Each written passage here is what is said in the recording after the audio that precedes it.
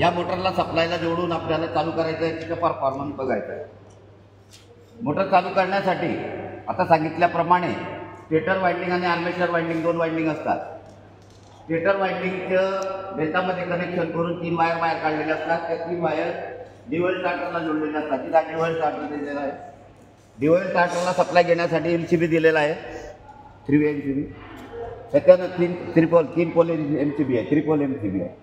त्याच्यानंतर या पॅनलवर व्होल्टमीटर दाखवलेलं आहे। पॅनलला सप्लाय आलेला आहे। व्होल्टमीटरचा आपल्याला 440 व्होल्टच्या आसपास दाखवते ते। एमीटर आहे, जेव्हा मोटर चालू होईल जसा लोड येईल त्याच्यावर त्या प्रमाणात ते एमीटर आपल्याला रीडिंग दाखवेल। मोटर बंद आहे, अनलोड आहे, बंदच आहे म्हणजे बंद असल्यामुळे 0 एम्पियर दाखवते। जेव्हा लोड येईल त्याच्यावर जसा लोड वाढेल तसं ते एम्पियर वाढेल। आता या ठिकाणी या ड्युअल स्टार्टरमधून आपण स्टेटर वाइंडिंगला सप्लाय दिलेला आहे।